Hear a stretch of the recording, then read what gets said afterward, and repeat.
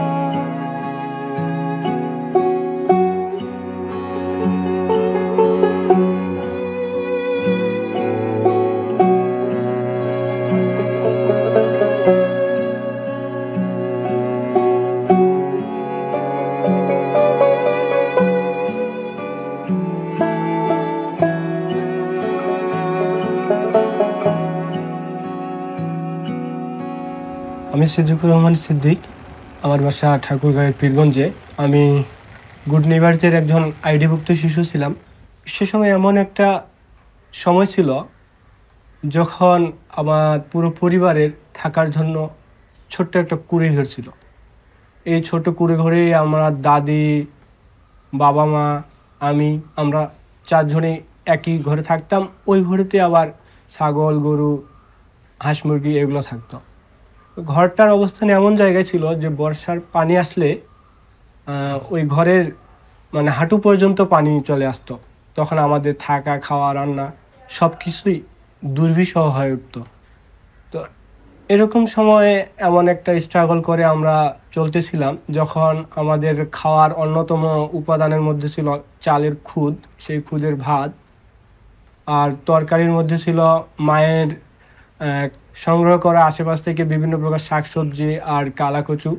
তো তখন থেকে আমার মনে হচ্ছিল যে যদি অন্য যে বাচ্চারা স্কুলে যাচ্ছে তাদের মতো যদি আমিও একটু সুযোগ পাই, আমি পড়ালেখা করে জীবনে বড় হতে চাই বা আমিও পড়ালেখা করব। সেই সময় আমাদের এখানে গুড নেইবার্স প্রজেক্টের পক্ষ থেকে লোকজন আসার পর বলতেছে যে এখানে যারা তোমরা আছো তোমাদেরকে আইডিভুক্ত করা হবে এবং তোমাদেরকে পড়ার জন্য বিভিন্ন মেটেরিয়ালস, খাতা কলম, এই জিনিসগুলা দেওয়া হবে তোমাদেরকে। একজন নির্হারা পথিক, সে যদি তার পথ হারায় ফেলে মরুভূমির বুকে, সে যদি তৃষ্ণার্ত থাকে, সে সময় সে পানি এবং তার পথ বা কোনো সঙ্গীকে পেলে যতটা না খুশি হয় তার থেকে আমি বেশি খুশি হয়েছিলাম সেই সময় গুড নেইবার্সের আইডিভুক্ত হয়ে এবং তাদের খাতা কলম এগুলা পেয়ে।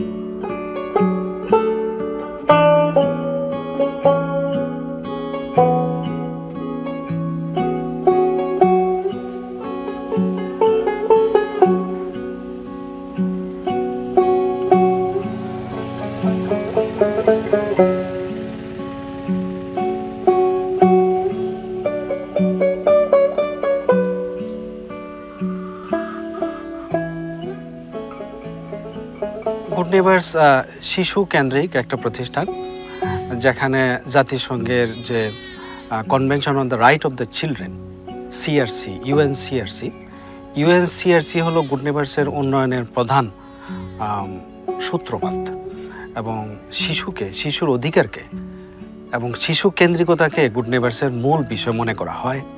এই জন্যে যে গুড নেইবার্স বিশ্বাস করে যে শিশু হলো শান্তির প্রতীক।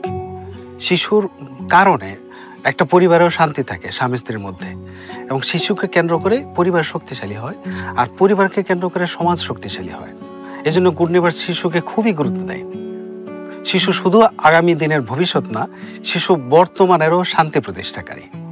তো সেক্ষেত্রে আমরা বেশি দেখি যে কোন শিশু শিক্ষা এবং স্বাস্থ্য বেশি বিপদের মুখে। শিক্ষা এবং স্বাস্থ্য যে শিশুর জন্য অনেক কঠিন হয়ে যায় তার পারিবারিক কারণে, আমাদের কমিউনিটি যারা স্বেচ্ছাসেবক আছে তারা এটা সার্ভে করে শিশুদেরকে নির্বাচন করা হয়।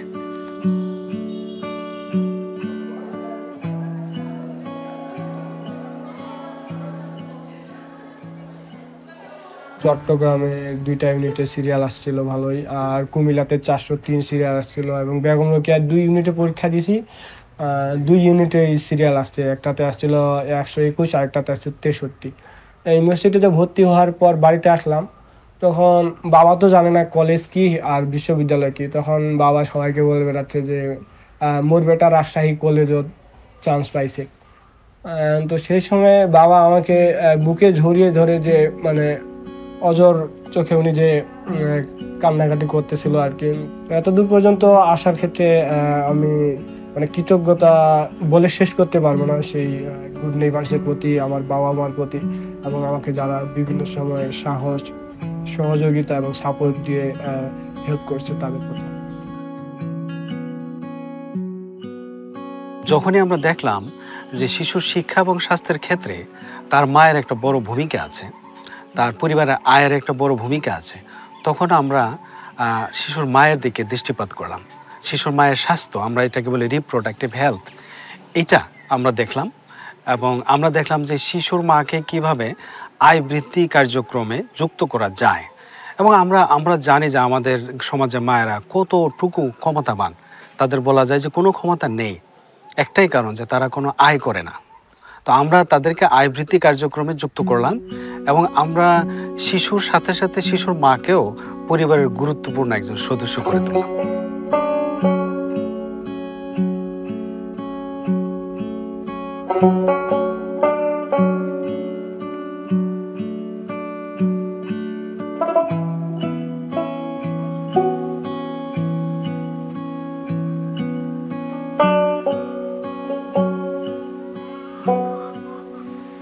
আমি ক্লাস 5 পাস করেছি, এ কিন্তু বোকা, কিছু জানে না, আমি কোনোতে আসবো না, 3 বছর বন্ধ করা ছিলাম। তখন তোমার আঙ্কেল আমার জন্য পাগলা হয়েছে, তখন আমার বাবা আমার মামি বুঝাচ্ছে, মা তুমি ওখানে যা, আজেলা হোক পাগলা হোক, তখন বিহাতে স্বামীর দ্বিতীয় বিয়ে আর ভালো হবে না।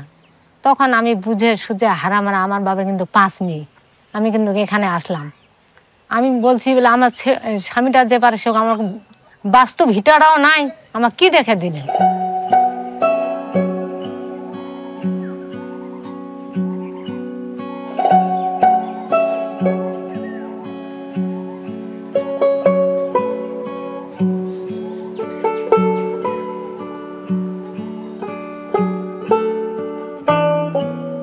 ঘর তো আমার ছিল না, আল্লাহ তো ঘর হচ্ছে। এই চাল যদি মাটি রাখা যায়, পিলা খুঁটি বাদ দিয়ে কেমনে থাকা যাবে বলেন দি? ওই চাল মনে করি পড়ে গেছি, ওই খুঁটি পড়ে গেছি, ওই ঘর পড়ে যায়, ওই ঘরের ওই চালের মধ্যে এই চাল যদি এভাবে ছুঁয়ে, ওই চালের মধ্যে এখন 1 বছর মানুষের বাড়ি। দোহলা মাটি ছিল একটা, এই দোহলাটা তখন ঘর হতো না, এই দোহলা তখন ঘর হতো না, তখন এই কাদা মাটি শান্তি ছানিনি।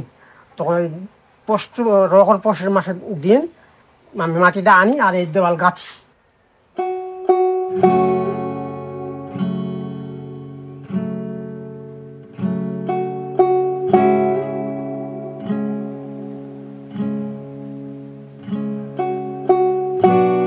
এবং আমার লেখাপড়ার বিষয়ে আমার ছেলেটাকে আমি কোনো নয়া খাবার কাপড় চোপড় দিতে পারিনি, ঠিক মতো খাওয়া দিতে পারিনি, হ্যাঁ কোনো দিতে পারি।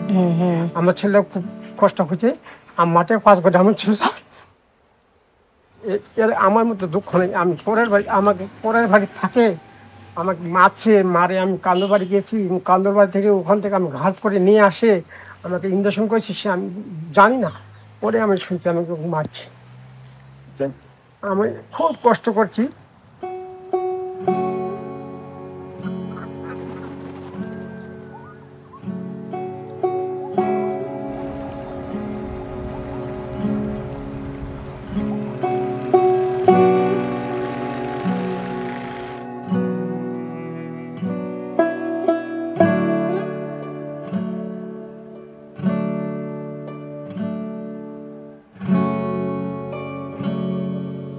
প্রথম আমাকে 10,000 টাকা ঋণ দিল। 10,000 টাকা ঋণ দিয়ে আমার 10,000 টাকা বাড়ি কাজ জোড়া দেয়, আমি একটা ফেরত জমি নিলাম। ফেরত জমিটা ওটা আমরা আবাদ করি, মাঠে কাজ টাজ করি, গরু পালি, এভাবে 10,000 টাকা ঋণ আমরা শোধ করলাম। পরে তারপর সালা 20,000 টাকা আমি ঋণ নিলাম। 20,000 টাকা নিয়ে আমি একটা গরু নিলাম নিজস্ব, বলে আদি গরু তো বহুত পুষেছি, এখন আমি একটা নিজে গরু নিই। তারপর মেজো মেয়ের বিয়ে দিবার সময় তখন আমার একটা গরু বিক্রি করলাম, আর 50,000 টাকা আমি অফিস থেকে নুন নিয়ে ওটা শোধ করে এবার আমি 80,000 টাকা নিয়ে আর একটা গরু বিক্রি করে আমি ঘরের কাজে লাগাম। এ বোকা মানুষ, এ ঘর দিবে না, এক দেওয়াল পড়ে গেছে, আমার একটা খাট একটা চৌকি ভাঙে গেছে।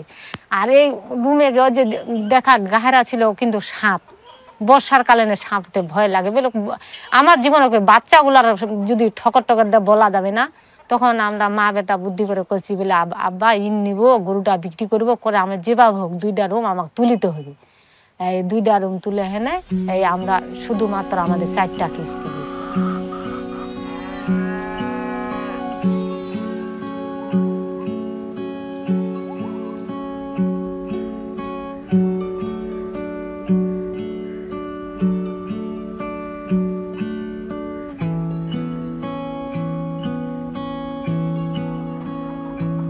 আমি মোসাম্মদ সাবিনা ইয়াসমিন, গুড নেইবার শতাবগঞ্জ কৃষি সমবায় সমিতি লিমিটেডের সভাপতি, বসাগঞ্জ সিডিপির। ক্লাস 8-এ পড়াকালীন আমার বিয়ে হয় এবং আমার শ্বশুর বাড়িতে যখন যাই তখন আমার স্বামী আসলে বেকার ছিল। এভাবে বেকার থাকবে কয়দিন, তাহলে আমাদের দুজনকেই তখন ঢাকা যাওয়ার কথা বলে। তখন ঢাকা যাওয়ার যখন কথা বলে তখন আমরা কি করি, আমার ছেলেকে আমরা নিয়ে আসি আমার বাবার বাড়িতে। বাবার বাড়িতে এসে আমার ছেলেকে আমার বাবার বাড়িতে রেখে দিই। দেওয়ার পরে আমরা দুজনেই ঢাকায় যাই। মাঝে মধ্যে আমার বাবাকে ফোন দিয়ে খুব কান্দাকাটি করতাম, কারণ আমার দাঁড়ায় রাত দিন মানে একবারে সকাল 8টা থেকে 10টা পর্যন্ত দাঁড়ায় ডিউটি করা আমার জন্য খুব কষ্টকর ছিল। এবং মাঝে মধ্যে নাইট হইতো, নাইট হলে তখন 10টা থেকে রাত 3টা পর্যন্ত।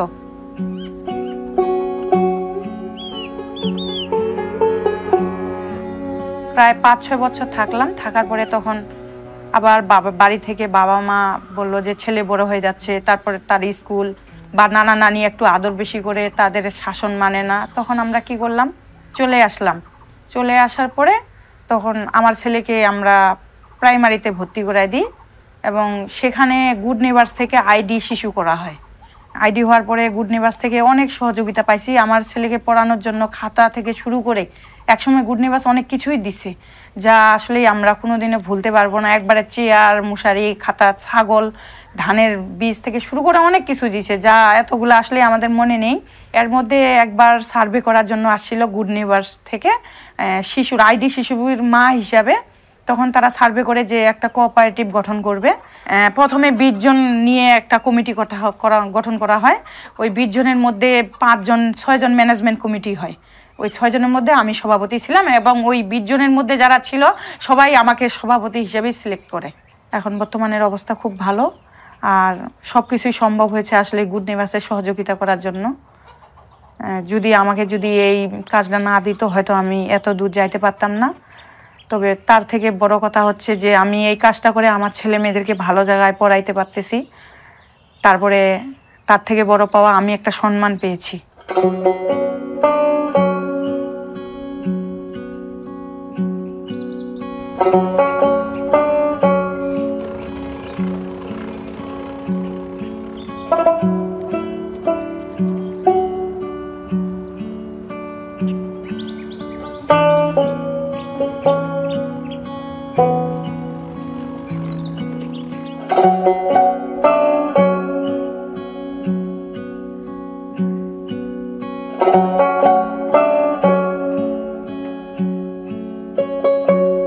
প্রথমত আমরা যাদের আইডি ভুক্ত শিশু আছে সেই মায়েদেরকে নিয়ে আমরা সমিতিতে সদস্য ভর্তি শুরু করি এবং বর্তমানে এখন আমরা নন আইডি যারা তাদেরকেও আমরা সদস্য নিয়ে থাকি। আর এই সমিতি আমরা যে সদস্য করি, আমরা প্রতিটি এলাকায় উঠান বৈঠকের মাধ্যমে সদস্যদেরকে আমরা বুঝাই যে আসলে আমাদের সমিতিতে সদস্য হলে তাদের লাভটা কি, সেই লাভটা আমরা তাদেরকে বুঝাই এবং তাদেরকে আমরা বলি যে আসলে এই সমিতিতে সদস্য হওয়া শুধু সদস্য না, তারা এই সমিতিতে সদস্য হলে তারা মালিক হবে। কারণ আমরা যে ঋণটা দিয়ে থাকি, সেটা যে আমরা যে সেবা মূল্যটা পাই, এটা কিন্তু এই সদস্যদের মাঝেই আবার বন্টন করা হয়। আর আমাদের এই সমিতি ভালো হওয়ার কারণে উপজেলা থেকে আমরা 14 সাল থেকে আমরা এ পর্যন্ত আমরা প্রতি বছরে আমরা সফল সমবায় সমিতি হিসাবে পুরস্কার পাই। ঋণ নিয়ে অনেক নারী স্বাবলম্বী হয়েছে, তার মধ্যে পীরগঞ্জ সিডিপির হোসনে আরা পারভিন, বীরগঞ্জ সিডিপির রিনা কর্মকার, নীলফামারী সিডিপির রাশেদা বেগম। তারা ঋণ নিয়ে কেউ খামার দিয়েছে, কেউ চায়ের দোকান দিয়েছে, কেউ কৃষি কাজে লাগিয়েছে। এভাবে তারা অনেক নারী আমাদের সমিতি থেকে ঋণ নিয়ে স্বাবলম্বী হয়েছে।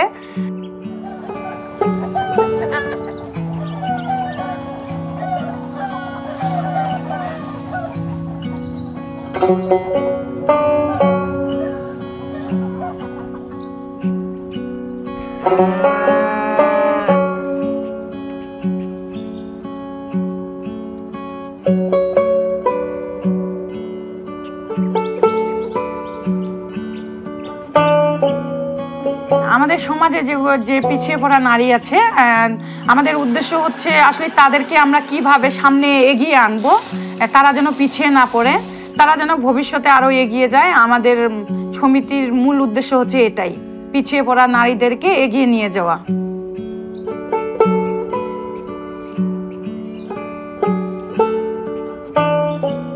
স্কুল জীবন থেকে, কলেজ জীবন থেকে শুধু ভালো ছাত্র হওয়া নয়, কিন্তু ভালো একজন দায়িত্বশীল নাগরিক হওয়াকেও এরা একটা গুরুত্বপূর্ণ উদ্দেশ্য হিসেবে দেখতে পেয়েছে। তো আমরা তরুণদেরকে আসলে কাজে লাগাই না, বরং আমরা এদের কাছ থেকে শিখি যে কিভাবে আরো বেশি প্রাসঙ্গিক থাকা যায় বর্তমান সময়ের সাথে। যে তরুণরা একটা গুরুত্বপূর্ণ অংশ হয়ে আছে শুরু থেকেই, আমরা এটাকে বলছি ইউথ ডেভেলপমেন্ট, এবং এদেরকে আমরা আরো বিভিন্ন কাজে পরবর্তীতে যুক্ত করি, যেটা তাদের ভবিষ্যতে তাদের কেরিয়ার ডেভেলপমেন্টে তাদেরকে সাহায্য করে।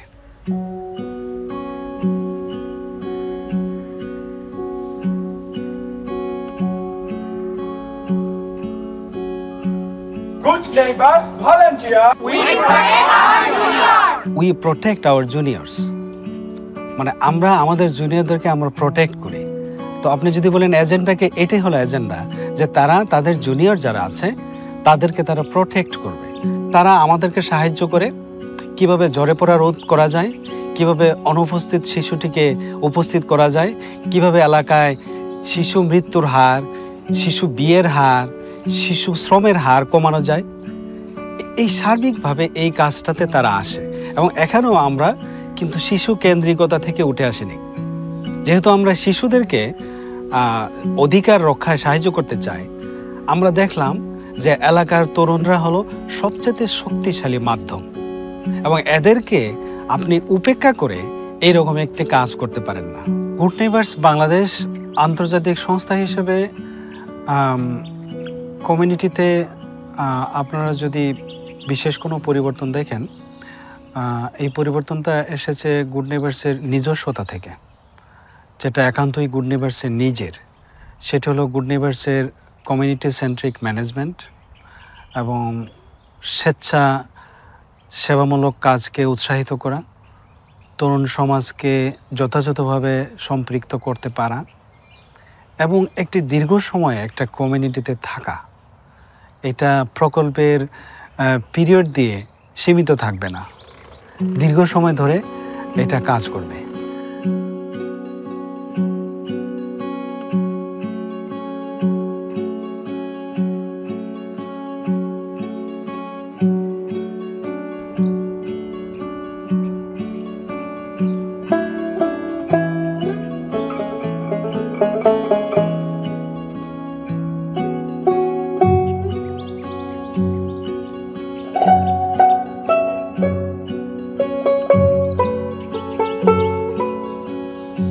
কমিউনিটি হেলথ ওয়ার্কাররা প্রত্যেক বাড়ি বাড়িতে যায়, কেননা কমিউনিটি হেলথ ওয়ার্কার সেই এলাকার থেকেই তাকে রিক্রুট করা হয়েছে। সে প্রত্যেকটা বাড়িতে কে আছে, কোথায় মহিলা আছে, কোথায় গর্ভবতী মহিলা সব জানে। বাড়িতে গিয়ে যদি দেখে একটা গর্ভবতী মহিলা, সেই মহিলাটার পরীক্ষা করে, তাকে জিজ্ঞেস করে তার কী সমস্যা, কী কী অসুবিধা, তারপরে পরীক্ষা নিরীক্ষা করে অ্যান্টিনেটাল কেয়ারে পাঠানো। এবং এইগুলা বোঝানোর জন্য তার কাছে কিন্তু একটা চার্ট আছে, সেই চার্ট ধরে ধরে ধরে ধরে সে কথা করে। তারপরে হলো শিশুদেরকে পরীক্ষা করে, শিশুদের ওজনটা মাপে, এবং শিশুদের কি অসুবিধা আছে, কি খায় সে, সেই বিষয়ে কথা বলে। এতে করে হয় কি যে প্রাথমিকভাবেই তার বাড়িতে থেকেই মহিলা এবং গর্ভবতী মহিলা এবং শিশুরা যে জিনিসগুলো করা উচিত সেইগুলোই করে। তার থেকে অসুস্থতা কম হয়, অসুস্থতাকে মানে আমরা প্রতিরোধ করতে পারে।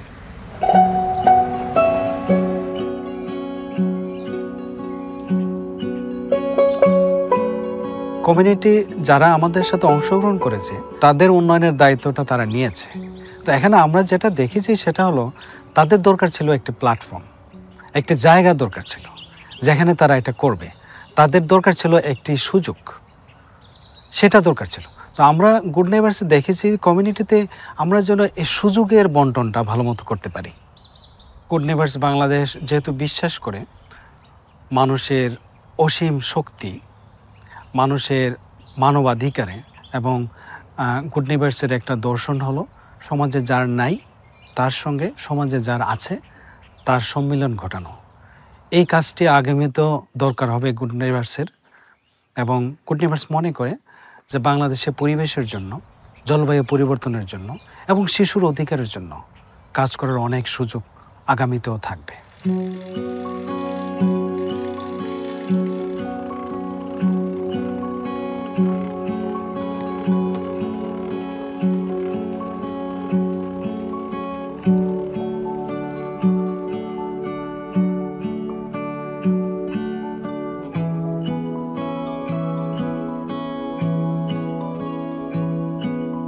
গুড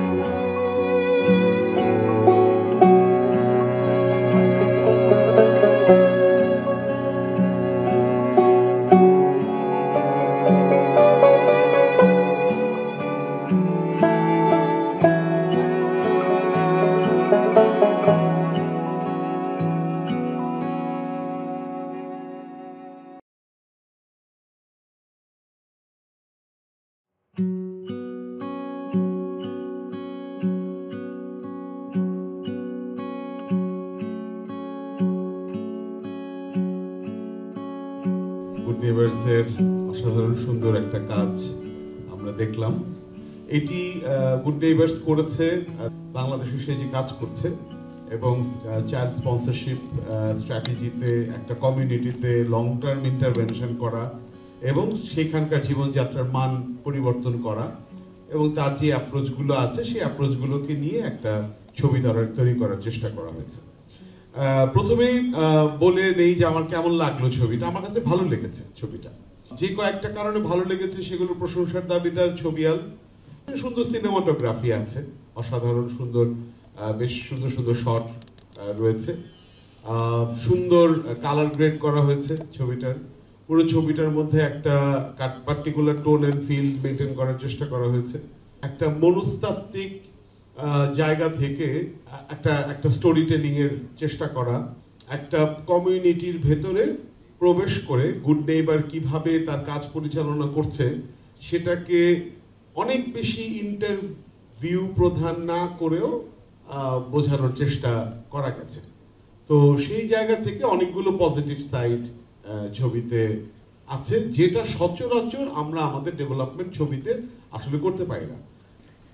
যে ছবিটা আমরা দেখলাম, আমরা যারা উন্নয়ন সংস্থায় কাজ করি এবং বিশেষ করে যারা কমিউনিকেশনে কাজ করি, তারা এই ধরনের ছবি বানানোর চেষ্টা করি, সব সময়ই চেষ্টা করি যে উন্নয়ন সংস্থারা তৃণমূল পর্যায়ে যে কাজগুলো করছে সেই কাজগুলোকে আমরা যারা কমিউনিকেশনে কাজ করছি তারা বিভিন্নভাবে চেষ্টা করছি আমরা যেন ছড়িয়ে দিতে পারি, আমরা যেন সবাইকে জানাতে পারি।